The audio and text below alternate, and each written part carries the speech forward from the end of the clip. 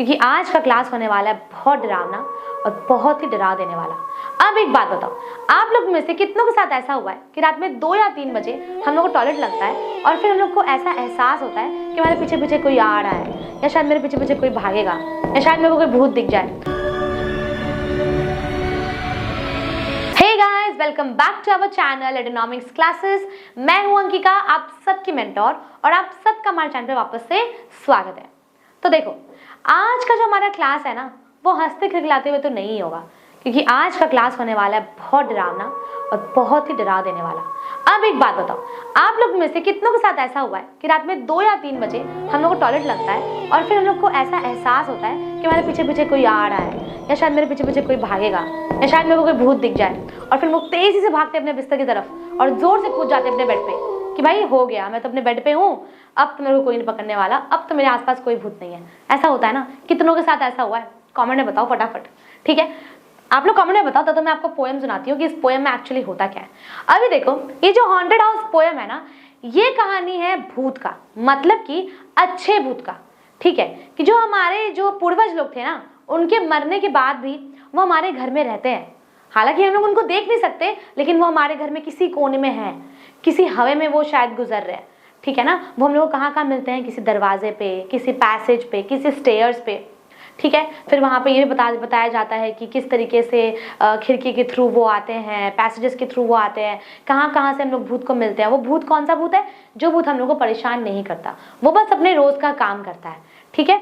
तो इस पूरे पोएम में हम लोग अपने पूर्वज के बारे में पढ़ेंगे कि यार, जब उनका जो डेथ भी हो जाता है ना, उसके बाद भी उनका जो सोल है, जो उनका रूह है, वो उनके घर में रहता है, वो उनके घर को छोड़ के नहीं जाता, क्योंकि वो उनका खुद का घर था, वो उनका ओनरशिप था, ठीक है? तो इस पूरे पोएम में ऐसा सब कुछ होता है। और उसके बाद क्या बताया जाता है पोएम में कि हम लोग का जो मेंटल डिस्टर्बेंस है, उसको फिर हम लोग कनेक्ट करते हैं मून लाइट के ब्रिज से, कि हमारे वर्ल्ड को स्पिरिचुअल वर्ल्ड से कौन कनेक्ट करता है? मून लाइट का जो ब्रिज होता है, वो कनेक्ट करता है हमारे वर्ल्ड को स्पिरिचुअल वर्ल्ड से। तो चलो पोएम को फटाफट से स्टार्ट करते हैं। तो देखो, पोएम का पहला लाइन क्या है? All houses wherein men have lived and died. मतलब क्या है यहाँ पे? देखो कि वो घर जहाँ पे एक आदमी जन्म लेता है और वहीं पे मर जाता है, तो वो भी एक भूतिया घर ही होता है। जरूरी नहीं है कि किसी को किसी ने मार दिया, किसी ने सुसाइड कर लिया तो ही सिर्फ वो जगह भूतिया हो सकता है। अगर कोई इंसान उस घर में जन्म लेता है और उसी घर में मर जाता है, तो वो भी हॉन्टेड हाउसेज होता है। क्यों? क्योंकि उसके मरने के बाद उसका जो रूह है, उसका जो सोल है, वो उस घर में भटकते रहता है, किसी कोने में, किसी दरवाजे पे, किसी पैसेजेस पे, किसी स्टेयर्स पे, हर जगह, ठीक है? आर हॉन्टेड हाउसेज, वो सभी घर क्या होते हैं? हॉन्टेड हाउसेज होते हैं। Through the open doors the harmless phantoms on their errands glide. अब देखो यहाँ पे क्या बोल रहा है कि यहाँ पे फैंटम्स का मतलब क्या है? घोस्ट या फिर कोई स्पिरिट, ठीक है ना? यहाँ पे फैंटम्स का मतलब क्या है? घोस्ट या फिर किसी भी तरीके का स्पिरिट। तो क्या बोल रहा है? The harmless phantoms on there एरांड glide. अब यहाँ पे फैंटम्स किसको बोला गया है? घोस्ट को, स्पिरिट को, ठीक है? तो क्या बोल रहे हैं यहाँ पे पोएट कि यार, जो भी मेरे घोस्ट या स्पिरिट है ना, वो अपना रोज का काम करते हैं उस घर में। उनके मरने से पहले जो उनका काम होता था, उसी काम को वो जब रूह बन के वापस आए हैं, जो उनका रूह जो हमारे घर में है, जो उस हॉन्टेड हाउस में है, वो भी अपना रोज का काम कर रहे हैं जो वो पहले करते थे। तो वो किसी को परेशान नहीं करते हैं, वो बस अपना रोज का काम कर रहे हैं। तो यहाँ पे जो घोस्ट है ना, जो स्पिरिट है, वो बहुत ही अच्छा स्पिरिट है, ठीक है? वो डरावना नहीं है, वो किसी को डराता नहीं है, ठीक है? लेकिन देखो, with feet that make no sound upon the floors. अब एक बात बताओ, उस स्पिरिट का तो कोई बॉडी नहीं है ना, तो अगर मान लो वो घर में घुसते भी हैं, तो क्या पैर का आवाज आएगा? नहीं आएगा। तो क्या बोल रहे हैं यहाँ पे कि with the feet that makes no sound on the floors, तो उस फ्लोर्स पे उनके आने का भी कोई साउंड सुनाई नहीं देता है। मतलब कि अगर वो किसी भी तरीके से विंडोज से घुस रहे हैं, चाहे दरवाजे से घुस रहे हैं, लेकिन हम लोग को फिर भी उनका आवाज सुनाई नहीं देगा, क्योंकि वो सिर्फ एक रूह है, सिर्फ एक सोल है, उनका कोई भी तरीके का बॉडी नहीं है, ठीक है? उसके बाद देखो कहाँ कहाँ मिलते हैं हम उनसे? We meet them at the doorway on the stairs. कहाँ कहाँ मिलते हैं? याद रख लो, डोरवे पे, स्टेयर्स पे, और कहाँ मिलते हैं? Along the passages they come and go. अब पैसेजेस पे, जहाँ पे जैसे मान लो अगर मेरा कोई रास्ता है जाने आने का, तो उस रास्ते में भी वो हम लोग को मिलेंगे, लेकिन क्या हम लोग उनको देख सकते हैं? नहीं, लेकिन वो हम लोग को देख पाएंगे, क्योंकि उनके अंदर वो स्पिरिचुअल पावर्स है, ठीक है ना? अभी देखो, इम्पैल्पेबल इंप्रेशंस ऑन द एयर। अब इम्पैल्पेबल इंप्रेशंस का मतलब क्या होता है? Something that can not be touched और फील्ड। लिख लो वहां पे, something that can not be touched, ठीक है? कुछ ऐसा चीज उसको ना हम लोग छू सकते हैं ना फील कर सकते हैं, ठीक है ना? Something that can not be touched और फील। ठीक है, अभी देखो, तो वो जो मेरा इम्प्रेमेबल इम्प्रेशंस है, जो हवे में ना ऐसा कुछ चीज है, ऐसा कुछ उनका सोल जो है, उनका जो रूह है वो उस हवे में भी है, और वैसा चीज है वो जिसको ना हम लोग टच कर सकते हैं ना उसको फील कर सकते हैं। मतलब कि हमारे आसपास जो हवा है ना उसमें भी वो होते हैं। ठीक है, अभी देखो, a sense of something moving to and fro. मैंने क्या बताया अभी, ऐसा लग रहा है कि हमारे आसपास कुछ जो भी हवा चल रही है उसमें कोई तो है जो हम लोग को दिख नहीं रहा। अब बहुत बार ऐसा होता है ना, जब हम लोग को एक सेंस फीलिंग होता है कि एक ऐसा हवा आता है खिड़की के अंदर से, बहुत मतलब जो मेरा खिड़की का आवाज़ आता है ना खुलने बंद होने का, तो एक आवाज़ आता है, फिर सब कहते हैं ना कि इतनी तेज़ हवा आ रही है, एज इफ इस हवा में कोई हो। ठीक है, तो क्या बोल रहा है कि हमारे आसपास कुछ ऐसा लगता है, सेंस ऑफ समथिंग, ऐसा लग रहा है कि हमारे आसपास कोई टू एंड फ्रो मूवमेंट कर रहा है। ठीक है, there are more guest at the table than the host invited. अब ये देखो बहुत इंपॉर्टेंट लाइन है। अब एक बात बताओ, अगर मान लो कोई पार्टी है, ठीक है, और मेरे पापा उस पार्टी के होस्ट है, तो आपको क्या लगता है अगर मेरे पापा ने किसी कोई भी एक्स पर्सन, अगर कोई भी मान लो 50 इंसान को बुलाता है और डाइनिंग टेबल पे मान लो अगर मेरे 60 चेयर्स हैं, तो क्या सिर्फ 50 चेयर्स फिल्ड होंगे? नहीं, पोएट क्या बोल रहे हैं कि 50 चेयर्स, 60 चेयर्स में अगर 50 जन को आप द होस्ट जो बुलाया है, अगर 50 चेयर्स 50 सीट अगर होस्ट के बुलाए हुए मेहमान फिल कर रहे हैं, तो बाकी के 10 चेयर्स भी खाली नहीं है, वो भी फिल्ड है। तो क्या बोल रहे हैं यहाँ पे, डाइनिंग टेबल पे होस्ट के बुलाए हुए मेहमान से ज्यादा लोग उस चेयर डाइनिंग टेबल पे रहते हैं जो कि हम लोग देख नहीं सकते। तो क्या बोल रहे हैं यहाँ पे, there are more guest at the table than the host invited. ठीक है, the illuminated hall is thronged with quiet inoffensive ghost. अब मानो यहाँ पर मान लो कोई फंक्शन है जो मेरा डेकोरेटेड हॉल है, अब सजावट किया हुआ है ना, इल्यूमिनेटेड हॉल का मतलब क्या है, डेकोरेटेड हॉल। ठीक है, डेकोरेटेड हॉल। तो क्या बोल रहे हैं यहाँ पे, ये जो इल्यूमिनेटेड हॉल है इज थ्रॉन्ग्ड विथ, थ्रॉन्ग्ड का मतलब क्या होता है, फिल्ड विथ। ठीक है, यहाँ पे लिख लो फिल्ड विथ। ठीक है, इनऑफेंसिव का मतलब क्या होता है, जो परेशान नहीं करते, डू नॉट डिस्टर्ब। ठीक है, अब यहाँ पर देखो क्या बता रहा है, क्या बोल रहा है, ये जो मेरा इल्यूमिनेटेड हॉल है, ये जो मेरा ब्यूटीफुल डेकोरेटेड हॉल है ना, वो किस चीज से भरा हुआ है, वो उसी घोस्ट, वही स्पिरिट जो हमारे घर में है ना, हॉन्टेड हाउस में है, वही स्पिरिट उस हॉल में, डेकोरेटेड हॉल में है, लेकिन वो बहुत ही क्वाइट है और इनऑफेंसिव घोस्ट है, मतलब किसी को परेशान नहीं करेगा, किसी को नुकसान नहीं पहुंचाएगा, किसी को वो दर्द नहीं देगा। ठीक है, किसी को डिस्टर्बेंस नहीं देगा। तो यहाँ पे क्या बोल रहा है, वो जो डेकोरेटेड हॉल है वो पूरा फिल्ड अप किस चीज से है, स्पिरिट्स के साइलेंस से, उस घोस्ट के साइलेंस से, उस घोस्ट के क्वाइट होने से। और वो घोस्ट क्या करता है, वो इनऑफेंसिव घोस्ट है, मतलब वो किसी को परेशान नहीं करता, वो किसी को हार्म नहीं पहुंचाता। ठीक है, as silent as the pictures on the wall. अब देखो यहाँ पे मेरा कौन सा पोएट्री डिवाइस यूज किया गया है, सिमिली। ठीक है, यहाँ पे लिख लो सब कोई, सिमिली। क्यों है सिमिली, क्योंकि यहाँ पे देखो कंपैरिजन किया जा रहा है, किस चीज से कंपेयर कर रहे हैं हम। अब जो मेरे दीवार पे पिक्चर लगा हुआ रहता है ना, क्या वो दीवार की पिक्चर बात कर सकते हैं? नहीं कर सकते, वो साइलेंटली दीवार पे बस रहते हैं, ना वो बात कर सकते हैं, ना किसी को परेशान करते हैं, कुछ नहीं करते हैं। तो यहाँ पे क्या बोल रहे हैं, उस डेकोरेटेड हॉल में जो मेरा घोस्ट है वो तो फिल्ड अप है विद क्वाइटनेस ना, फिल्ड अप है विद साइलेंस। ठीक है, तो क्या बोल रहे हैं, वो ऐसा साइलेंट है, ऐसा साइलेंट है एज इफ वॉल पे चिपके हुए पिक्चर के जैसे। मतलब कंपैरिजन हो रहा है यहाँ पे, उस स्पिरिट का कंपैरिजन हो रहा है वॉल पे लगे हुए पिक्चर के साथ। ठीक है, तो यहाँ पे मेरा कौन सा पोएट्री डिवाइस यूज किया गया है, सिमिली। कंपैरिजन किया जा रहा है। ठीक है, हम किससे कंपैरिजन कर रहे हैं यहाँ पे, स्पिरिट्स। मतलब यहाँ पे जो मेरा स्पिरिट है filled with quiet and inoffensive ghost जो है मेरा, उसको हम कंपेयर करते हैं अपने वॉल पे लगे हुए पिक्चर्स के साथ। ठीक है, तो अब देखो क्या लिखा है, the stranger at my fireside can not see the forms I see nor hear the sounds I here.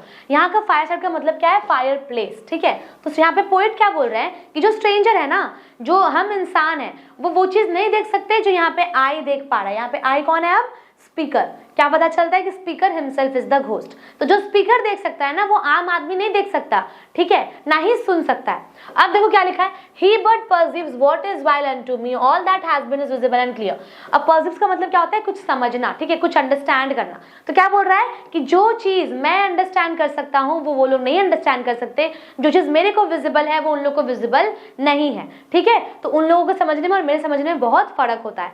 अभी देखो क्या लिखा है, we have no title deeds to house और और lands, owners and occupants of earlier dates. बहुत important है। देखो यहाँ पे क्या बोल रहा है, अब अगर मान लो कोई घोस्ट है या फिर कोई ऐसा इंसान है जो, मान लो हम लोग तो यहाँ पे वो बात करें ना कि men have lived and died in the same house are haunted houses, तो यहाँ पे क्या बोल रहे हैं हम लोग कि यार वो जो मेरे स्पिरिट्स है ना, तो वो तो मेरे पहले यहाँ पे जन्म लेके यहीं पे डेथ हुआ है ना उनका, तो अभी फिलहाल उनके पास ना ही कोई टाइटल डीड्स है ना ही कोई ओनरशिप है। मतलब कि पहले वो इस घर के मालिक थे लेकिन अब इस घर के वो मालिक नहीं, क्योंकि उनका डेथ हो चुका है, क्योंकि वो मर चुके हैं। ठीक है, तो क्या बोल रहे हैं यहाँ पे कि यार जो वी है, मतलब कि भूत लोग के बारे में बात हो रहा है यहाँ पे, कि जो वी है ना उन लोग के पास अब कोई टाइटल डीड्स नहीं है, उन लोग के पास अब कोई भी ओनरशिप नहीं है। Owners and occupants of earlier days, जिस चीज के वो ओनर्स और ऑक्यूपेंट्स पहले थे जब वो जिंदा थे, अब अभी फिलहाल वो उस चीज के ओनर्स नहीं है। ठीक है, from graves forgotten stretch their dusty hands, इसीलिए ना वो उनका डस्ट से भरा हुआ हाथ को वो जमीन के नीचे से निकालते हैं और बताते हैं कि यार ये तो मैं ओनरशिप है, ये मेरा ओनरशिप है। इसको लेने के लिए वो क्या करते हैं, सोल की तरह, रूह की तरह, स्पिरिट की तरह हमारे घर में रहते हैं और उस घर को हॉन्टेड हाउसेस बोला जा रहा है। ठीक है, and hold in mortmains till their old estates. अब क्या बोल रहे हैं यहाँ पे, देखो बहुत इंपॉर्टेंट है, क्या बोल रहा है ना पोएट यहाँ पे कि जो घोस्ट लोग हैं, जो स्पिरिट्स लोग हैं, उनको तो पता है कि उनका टाइटल डीड जब उनके हाथ में नहीं, क्योंकि वो तो मर चुके हैं, ना ही वो ओनर है ना ही वो ऑक्यूपेंट्स अपने पुराने ओनरशिप्स के। ठीक है, तो यहाँ पे क्या बोल रहा है कि भूत बोलना चाहता है फिर भी, लेकिन हम लोग अपना ओनरशिप को होल्ड करके रखते हैं, अपना मॉर्टमेंट्स को होल्ड करके रखते हैं। मतलब यहाँ पे क्या है, देखो बहुत डीप मीनिंग है। क्या बोल रहे हैं कि यार हम तो मर गए हैं, मतलब स्पिरिट्स लोग जो है वो लोग तो जिंदा नहीं है, लेकिन फिर भी वो सोल की तरह, रूह की तरह अपने घर में है अभी भी। मतलब कि भले ही उनका गाड़ी उनका नहीं होगा क्योंकि वो तो मर गए, भले उनका फोन उनका नहीं होगा क्योंकि वो तो मर गए, है ना, भले उनका घर उनका नहीं होगा क्योंकि वो तो मर चुके हैं, लेकिन उनके हाथ में अभी भी वो अपने लिए उस घर में जाते हैं, उस घर में रहते हैं। मतलब कि उनके लिए वो ओनर्स अभी भी हैं, फिर भी वो hold in mortmain and hold in mortmain still their old estates. मतलब पुराना जो ओनरशिप था अभी भी उसको पाने के लिए वो उस घर में जाते हैं, सोल की तरह, स्पिरिट्स की तरह। ठीक है, the spirit world around this world of senses. अब यहाँ देखो, स्पिरिट वर्ल्ड मतलब क्या होता है, जो घोस्ट का वर्ल्ड होता है, जो भूतों का दुनिया होता है, और वर्ल्ड ऑफ सेंस मतलब हमारा जो दुनिया है। मतलब कि वर्ल्ड ऑफ सेंस यहाँ पे क्यों है, देखो क्योंकि हम लोग सेंस फील करते हैं ना, हमारे पास सेंसेस है फील करने के लिए, लेकिन उनके पास नहीं है। ठीक है, तो हमारा दुनिया क्या बोल रहा है, the spirit world around this world of sense. अब हमारे दुनिया के आसपास स्पिरिट वर्ल्ड है ना, हमारे आसपास वो भूत लोग रहते हैं जो कि हम लोग नहीं देख पा रहे। ठीक है, floats like an atmosphere and everywhere, और वो हमारे आसपास हर जगह है। अब चाहे मान लो अगर आप सो रहे हो तो हो सकता है कि आपके बगल में आके कोई सोया हो लेकिन आप नहीं देख पाओगे। ठीक है ना, ऐसा हो सकता है कि आप खिड़की के पास बैठे हो और एक अंदर से कोई हवा आ रहा है, शायद उस हवा में कोई हो। ठीक है, तो क्या बोल रहा है कि हमारे आसपास spirit world, world of sense के आसपास फ्लोट करता है, हर जगह रहता है वो, everywhere floats like an atmosphere. ठीक है, अब देखो, walks through this earthly mist and vapour dense a vital breath of more ethereal air. अब यहाँ देखो क्या बोलता है कि यार ये लोग जो है ना, वो लोग कैसे फ्लोट कर रहे हैं, जेंटली फ्लोट करते हैं हवे में, वेपर्स में। ठीक है, वो कैसे आते हैं, वेपर्स के थ्रू आते हैं, एयर के थ्रू आते हैं, और a vital breath of more ethereal air, और वो जो उनका जो हवा में रहने का प्रेजेंस है ना, वो भी बहुत ही वाइटल है। ठीक है, क्या बोल रहे हैं यहाँ पे, जो स्पिरिट्स लोग है ना, जो वो एयर में प्रेजेंट रहते हैं, जो हम लोग बोलते हैं ना कि इस हवे में कुछ तो महसूस हुआ, तो उस हवे में कोई अगर मान लो कोई स्पिरिट अगर है, ठीक है, तो उसका उस हवे में रहना भी वाइटल है। ठीक है, क्या है, स्पिरिट्स का हवे में रहना भी वाइटल है। ठीक है ना, तो ये था मेरा a vital breath of more ethereal air. तो यहाँ देखो अब दूसरा क्या लिखा हुआ है, our little lives are kept in equipoise. Equipoise का मतलब क्या होता है, बैलेंस। हमारा जो छोटा सा जिंदगी है ना, उसमें हम लोग बैलेंस बना के रखे हैं। किस चीज में, by opposite attractions and desires, the struggle of the instinct that enjoys and the more noble instinct that aspires. अब देखो यहाँ पे क्या लिखा है, इसका मतलब क्या है, देखो हमारा जो छोटा सा जिंदगी है उसमें बैलेंस हम लोग किस चीज के बारे में बना के रखते हैं कि अगर मान लो मेरे को जिंदगी का एंजॉय करना है तो हम सिर्फ एंजॉयमेंट पे ध्यान देंगे, मेरा जो करियर है, मेरा जो एस्पिरेशंस है, हम उसको छोड़ देते हैं। या फिर दूसरा टेंशन क्या रहता है कि यार मेरे को एस्पिरेशंस पे ध्यान देना है, अपने मंजिल को देखना है कि हमको कहाँ कितने दूर तक जाना है, कितने एस्पिरेशंस को टच करना है। तो यहाँ पे देखो क्या है, मेरे को जिंदगी में दो ही स्ट्रगल्स है। ठीक है ना, एक टेंशन रहता है कि अगर मैं एस्पिरेशंस को, अगर अपने डिजायर्स को फुलफिल करता हूँ तो मेरा एंजॉयमेंट छूट जाएगा, मेरा आराम छूट जाएगा। और दूसरा क्या, अगर हम आराम कर रहे हैं और एंजॉयमेंट कर रहे हैं तो मेरा एस्पायर्स छूट जाएगा, मेरा डिजायर्स छूट जाएगा, वो हम फुलफिल नहीं कर पाएंगे। ठीक है, तो यहाँ पे वही बोल रहा है कि हमारी जो जिंदगी है ना, वो बैलेंस बनाया हुआ है दो ही स्ट्रगल के बीच में। अब देखो इसकी वजह से क्या होता है, दीज पर्टर्बेशंस, मतलब कि ये जो मेरा मेंटल डिस्टर्बेंस है, इसका मतलब क्या होता है, mental disturbance, this perpetual jar. अब परपेचुअल जार का मतलब क्या होता है, ये जो मेरा नीड है, ठीक है, ये जो मेरा इंस्टिंक्ट्स है, ठीक है, तो क्या बोल रहा है, ये जो मेंटल डिस्टर्बेंस और ये जो मेरा इंस्टिंक्ट्स है जो मेरे को फुलफिल करना है, ये मेरे को क्या कर रहा है, मेरे दिमाग में मेंटल डिस्टर्बेंस हो रहा है of earthly wants and aspirations high. तो मेरे को क्या चाहिए, एक तो मेरे को चाहिए भाई अर्दली वांट्स चाहिए, मेरे को अपना एस्पिरेशंस भी हाई रखना है, दोनों चीज मेरे को फुलफिल करना है। तो उसकी वजह से क्या होता है, एक इंसान के अंदर मेंटल डिस्टर्बेंस होता है, ठीक है ना। अब देखो, come from the influence of an unseen star, और ये कहां से आता है, ये किस चीज से इन्फ्लुएंस हो रहे हैं हम लोग, ये हम लोग किसी एक अनसीन स्टार से इन्फ्लुएंस हो रहे हैं, एक अनडिस्कवर्ड प्लैनेट से इन्फ्लुएंस हो रहे हैं, जो कि स्काई में, मतलब कि हम लोगों को कौन कंट्रोल कर रहा है, एक कोई आसपास हमारे कोई अनडिस्कवर्ड प्लैनेट है जो कि स्काई पे है, या फिर कोई एक अनसीन स्टार है जो हमारे दिमाग में सारा थॉट्स को भरता है कि यार तुम्हारी जिंदगी में सिर्फ 2 ही स्ट्रगल है, तो तुम आराम करोगे या फिर अपने डिजायर्स को फुलफिल करोगे, अपने एस्पिरेशंस हाई रखोगे, ठीक है ना। तो ये है मेरा पूरा मेंटल डिस्टर्बेंस। अब देखो, एंड एज द मून, बहुत इंपॉर्टेंट पैराग्राफ है ये, लास्ट है लेकिन बहुत इंपॉर्टेंट है। And as the moon from some dark gate of cloud throws the sea a floating bridge of light across those trembling planks of a fancy scout into the realm of mystery and night। अब देखो, आप पहले तस्वीर को देखो, ठीक है। अब इसमें आपको क्या दिख रहा है, इसमें हम लोग को दिख रहा है कि भाई हमारा जो मून लाइट है, मून लाइट से हमारे समुद्र में ना एक ब्रिज बनती है। देखो, एक व्हाइट कलर की ब्रिज बनती है, किससे बनती है, मून लाइट से एक ब्रिज बनती है। अब लास्ट में हम लोग क्या पढ़ेंगे कि भाई ये ब्रिज ऑफ लाइट है ना, यही कनेक्ट कर रहा है हमारी दुनिया को स्पिरिचुअल वर्ल्ड से, ठीक है। तो यहाँ पे क्या है, मून लाइट से जो हमारी ब्रिज बन रही है, तो क्या लिखा है, throws the sea a floating bridge of light. तो सी पे एक फ्लोटिंग ब्रिज ऑफ लाइट बन रहा है मून के थ्रू, ठीक है, across the trembling planks of a fancy crowd into the realm of mystery and night। अब देखो, from the world of spirits these descends a bridge of light connecting it with us। मतलब कि spiritual world is getting connected with our world। मतलब हमारा जो दुनिया है हम लोग किससे कनेक्ट कर पा रहे हैं, spiritual world से, through the bridge of light, ठीक है। अब उस ब्रिज पे सोचो, बहुत तरीके के लोग आते होंगे ना, तो किसी का थॉट्स शायद हो सकता है चेंज हो बीच में, है ना, किसी का शायद इंस्टिंक्ट्स चेंज हो, किसी का डिजायर्स चेंज हो, तो वो थॉट्स और डिजायर्स क्या होता है, चेंज होते रहता है। तो यहाँ पे वही बात कर रहा है कि ब्रिज ऑफ लाइट जो है ना, वो थॉट्स चेंज करता है इंसान उसका, ठीक है। तो वो ब्रिज ऑफ लाइट हमारे वर्ल्ड को स्पिरिचुअल वर्ल्ड से कनेक्ट करेंगे, ठीक है।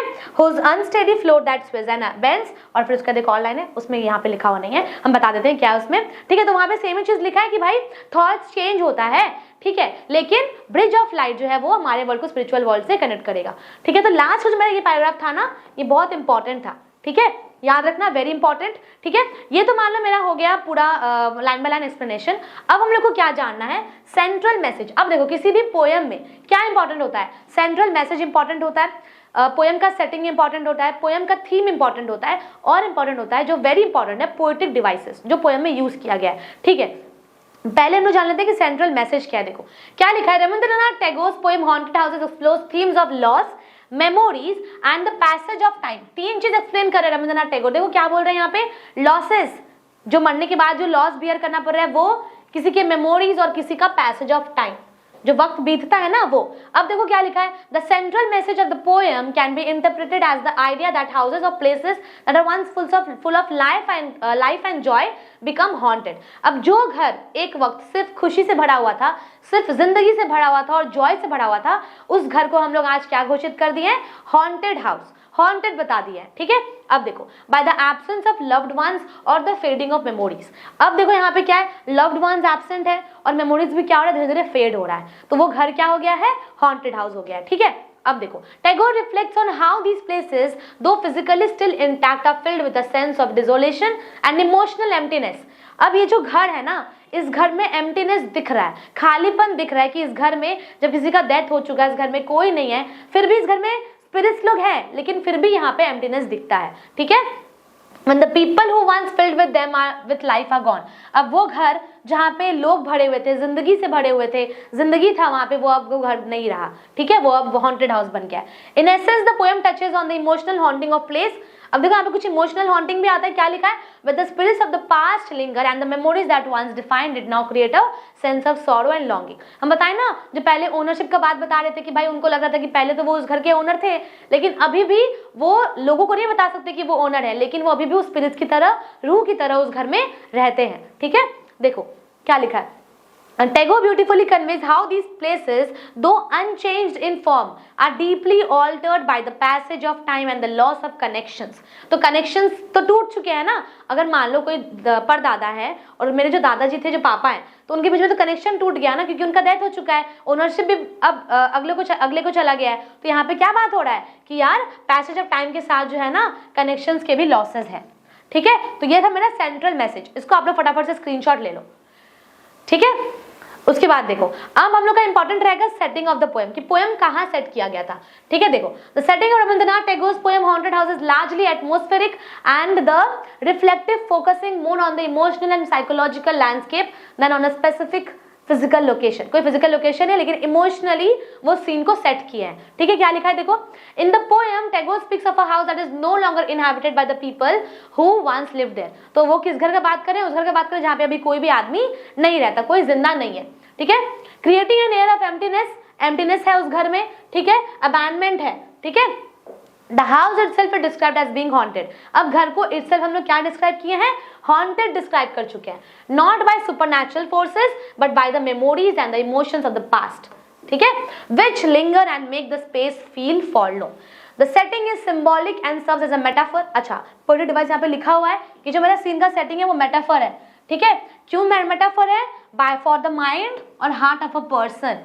ठीक है, द हाउस दो still standing is now filled with the sense of absence. भले ही उस घर में एब्सेंस है एंड मेलनकली है, as the people who gave it life are no longer there. क्योंकि उस घर को जो जिन लोगों ने लाइफ दिया था वही लोग अब जिंदा नहीं है, तो उस घर में भी कोई जिंदगी नहीं है. एटमॉस्फेयर क्या है देखो, one quite of loneliness where the traces of those who once lived there, whether in their actions or in their memories, continue to haunt the space. अब मान लो भले उनका कोई actions हो या कोई उनका memories हो, लेकिन उस घर को वो क्या कर रहे हैं, haunted बना रहे हैं. कौन haunted बना रहे हैं, जिनका death हो चुका है, जो spirits है. ठीक है, अब देखो, while there is no explicit mention of a time or place, the setting conveys a universal feeling of grief and nostalgia, making it relatable to readers from various times and cultures. House becomes a symbol of how the past. अब घर एक symbol बन रहा है, कैसे past, specially जो loved ones खो चुके हैं, जो मर चुके हैं, कैन हॉन्ट द प्रेजेंट. कैसे मेरे जो एंसेस्टर्स है वो कैसे उस घर को हॉन्टेड बना सकते हैं. ठीक है, तो यहाँ पे था मेरा सेटिंग ऑफ द पोएम. अभी देख लो मेरे पोएम का टोन क्या है. Tone of Rabindranath Tagore's haunted houses can be described as melancholic and reflective. तो टोन क्या है यहाँ पे, मेलनकॉलिक है और रिफ्लेक्टिव है. ठीक है, Tagore uses the metaphor of a haunted house to evoke feeling on loss, sorrow and nostalgia. Important है क्या क्या चीज मेंशन करना है आप लोगों को, evoke feelings of loss, sorrow and nostalgia. The poem reflects on the emotions of waves of absence. किस चीज पे इमोशंस दिखा रहे हैं हम लोग, जो मेरे लव्ड वंस थे उनके एब्सेंस पे. ठीक है, where the house once filled with life and joy, same चीज है, वो घर जिस चीज में लाइफ और जॉय भरा हुआ था becomes a place of desolation and emptiness. ठीक है, though the tone is somewhat sombre, भले ही टोन थोड़ी सी सॉम्बर है लेकिन वहां पे सेंस ऑफ एक्सेप्टेंस है. ठीक है, वहां पे सेंस ऑफ क्या, एक्सेप्टेंस, की भाई वो क्वाइटनेस है, वो मेरा हम एक्सेप्ट कर लिए कि मेरे जो एंसेस्टर्स लोग होंगे वो उस घर को भूतिया घर बना रहे हैं अपने डिजायर से, अपने मेमोरीज से. ठीक है, Tagore doesn't just focus on sadness of loss. वो सिर्फ इस चीज पे फोकस नहीं कर रहे हैं कि किसी का लॉस हो गया तो उस पर हम लोग जताते हैं ना कि यार उनका डेथ हो गया तो हम लोग सब कुछ साइलेंट रहते हैं, हम लोग क्या करते हैं, उसके ग्रीफ को देखते हैं. ठीक है, तो यहाँ पे क्या हो रहा है, sadness of loss, but also on the lasting imprints of those who are no longer present, suggesting that memories continue to haunt us. बहुत इंपॉर्टेंट चीज यहाँ लिखा हुआ है देखो, भले ही किसी का डेथ हो चुका है लेकिन वो हमारे साथ, हम जब तक हम लोग का डेथ नहीं होगा तब तक वो हमारे साथ हैं. कैसे, अपने मेमोरीज के साथ जुड़े हुए हमारे साथ. ठीक है ना, अब देखो, this duality between sorrow and the presence of memories gives the tone a reflective quality. ये जो मेरा आपका ड्युअलिटी है ना, जो मेरा डुअल चीज दिया हुआ है, सॉरो भी है यहाँ पे, ठीक है, और क्या दिया हुआ है, प्रेजेंस ऑफ मेमोरीज. क्या दिखा रहा है यहाँ पे, रिफ्लेक्टिव क्वालिटी है. जैसे लग रहा है कि जो मेरा पोएट है मोर्निंग भी है और अप्रिशिएट भी कर रहा है पास्ट को. ठीक है, डर भी रहा है और अप्रिशिएट भी कर रहा है पास्ट टाइम को. In summary tone is poignant and thoughtful as Tagore meditates on how absence and memories shape our experience of the world. कैसे किसी का absence, जैसे मान लो अगर मेरा कोई दोस्त है जिसका मान लो डेथ हो गया, फिर मेरे कोई ऐसे रिलेटिव जिनका डेथ हो गया और मेरे को लग रहा है कि यार मेरे को ये बात उनको बता देना चाहिए था और उनका डेथ हो चुका था, मेरे अंदर क्या है, वो गिल्ट है कि मैं ये बात उनको मरने से पहले नहीं बता पाई. तो यहाँ पे क्या लिखा है, absence and memories shape our experience of the world. तो मेरे को दिखा रहा है यहाँ पे कैसे उसका absence और memories मेरे को हर्ट कर सकता है, हॉन्ट भी कर सकता है. ठीक है, तो ये था मेरा टोन ऑफ द पोएम. अभी देख लो मेरा पोएटिक डिवाइसेस क्या क्या है. ठीक है, मैं बता दे रही हूँ पॉइंट वाइज. एक है मेटाफर. ठीक है, हॉन्टेड हाउस खुद ही सेंट्रल मेटाफोर है, मैंने पहले बता दिया था। फिर क्या है, personification, the poet personifies the house by suggesting that it can be haunted, implying that it has an emotional presence, emotional presence है अभी घर में, स्पिरिट्स के थ्रू, किसी के सोल के थ्रू, ठीक है। The house is not just a physical structure, but उसमें मेमोरीज भी है, पीपल के इमोशंस भी हैं, ठीक है। अभी देखो, imagery, Tagore uses vivid imagery to evoke a sense of emptiness, ठीक है, and nostalgia. For instance, description of the house is emptiness. अब यहाँ पे इमेजिनी कैसे है, टैगोर क्या सोच रहे हैं कि मेरा जो इमेजिनेशन है कि यार वो घर में शांति है, अभी वो हाँ उस घर में लव्ड वंस नहीं रह रहे, ठीक है। ऑलिटरेशंस भी है, कॉन्सोनेंट साउंड्स के रिपीटेशंस है, stretch silence which enhances the ear, ठीक है। देखो, symbolism, the house itself is a symbol for both the physical structure and the emotional world of people who once lived there. अब यहाँ पे symbolism क्या है, फिजिकल स्ट्रक्चर के साथ इमोशनल वर्ल्ड ऑफ पीपल, जो यहाँ पे कनेक्ट कर पा रहे हैं अपने एक दूसरे के साथ, ठीक है। फिर कॉन्ट्रास्ट है, किसके कॉन्ट्रास्ट में, एम्प्टी हाउस और मेमोरीज ऑफ द पीपल, दो चीज लिखा हुआ है यहाँ पे, एम्प्टी हाउस के साथ मेमोरीज ऑफ द पीपल के साथ हम लोग यहाँ पे कॉन्ट्रास्ट हो रहा है, ठीक है। फिर है रेपिटेशन, बार बार मेरा हॉन्टेड और एम्प्टी जगह का रिपीटेशन हो रहा है, तो वो होगा मेरा रिपीटेशन। तो ये 7 पोएटिक डिवाइसेस हैं। तो हम लोग क्या क्या पढ़ लिए, इंपॉर्टेंट चीज हम लोग पहले पढ़े हैं सेंट्रल मैसेज, फिर पढ़े हैं सेटिंग ऑफ द पोएम, फिर पढ़े हैं टोन ऑफ द पोएम, और फिर पढ़े हैं हम लोग पोएटिक डिवाइसेस। अगर आपको इसमें और कुछ ऐड ऑन करना है तो कमेंट में बताओ। तो देखो गाइस, ये था हमारा पोएम हॉन्टेड हाउसेस। अब मैं नेक्स्ट पोएम लेके आऊंगी, ठीक है। जितने लोग ने मेरे जूलियस सीजर के एक्ट 1 सीन 1 को नहीं देखा, जाके देख लो। जितने लोगों ने स्टोरी विद द फोटोग्राफर नहीं देखा है, जाके देख लो, ठीक है। और ये था हमारा फर्स्ट पोएम हॉन्टेड हाउसेस, जो कि आपके 10 के सिलेबस में आने वाला है। अगर आपको कोई भी डाउट है तो कमेंट्स में पूछ लो, मैं बता दूंगी। वीडियो पसंद आए तो लाइक शेयर सब्सक्राइब जरूर कर दो यार। Till then take care and thank you for watching.